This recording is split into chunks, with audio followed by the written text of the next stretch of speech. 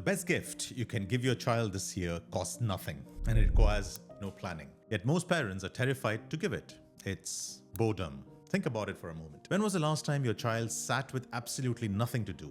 No toys, no screens, no structured activity, no background noise, just sitting there with their own thoughts. If you're like most parents, that moment makes you deeply uncomfortable. You feel the urge to fix it, to fill the silence, to hand them something to occupy that time. But your child's brain is being robbed of something essential, but not by screens and not by too much homework. It's being robbed by something far more subtle. That is constant stimulation. So in this video, I'm going to show you what goes inside your brain when you say, I'm bored.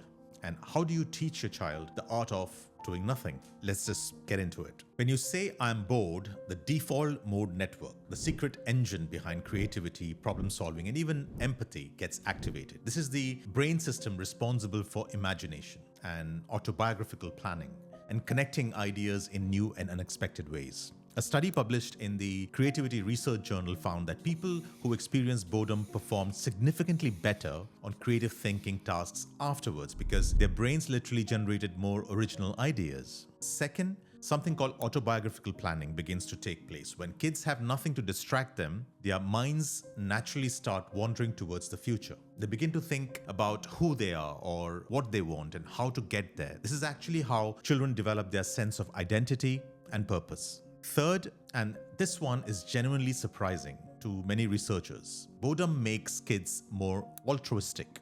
What is altruism? It's about giving things, getting pleasure in actually doing good for someone else. Multiple studies found that bored participants were significantly more likely to donate blood, to give charity and help others in meaningful ways. Why does this happen? Because the aimlessness of boredom triggers deeper questions like what matters and what's my purpose, and helping others become concrete answers to those questions itself. But here's the problem we are facing. Modern childhood has systematically engineered boredom out of existence. There's always a screen within reach, always an app, a video, or a game ready to fill every empty moment in your child's life. And every time your child reaches for that phone, the instant boredom hits, something critical is lost. Remember that famous study where people choose to give themselves electric shocks rather than sit alone with their thoughts for just 15 minutes. That's how uncomfortable we've become with boredom as a society. And our kids are learning the exact same habit. When children constantly escape boredom through digital means, they develop less creative thinking, weaker problem-solving skills, reduced capacity for self-reflection, and also less empathy and altruism.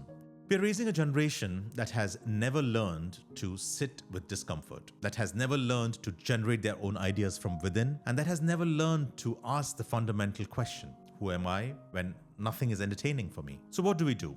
You teach your child the art of doing nothing, and it's simpler than you might think. So step one is to pause when they say, I'm bored. Don't fix it and don't fill it immediately. Instead, simply say, that's okay, your brain is working. Then give it 10 minutes and watch what happens. Step two involves creating intentional boredom windows throughout the day. This could be car rides without screens, 15 minutes after school with no planned activities, or weekend mornings with nothing scheduled on their calendar. Step three is to offer raw materials instead of entertainment. Give them like cardboard boxes or stickers or papers, pillows or strings. Remember, this principle is very important. The less the object does, the more their brain has to do. Step four is letting them struggle a little bit. When the Lego falls or when the puzzle pieces don't fit, resist the urge to rescue them. Let them wiggle with the problem and work through it. That frustration is actually building their prefrontal cortex, which is the part of the brain responsible for resilience and creative problem solving. And step five is perhaps the most important. Model it yourself. Sit with them in boredom, with no phone and no tasks, just being present. Show them that doing nothing isn't a problem that needs to be solved, but rather a skill that needs to be cultivated. I always ask this to my parents that come into my clinic with their kids. Is there any time in the day when your child has nothing to do? And if the answer is no, then you need to create that time.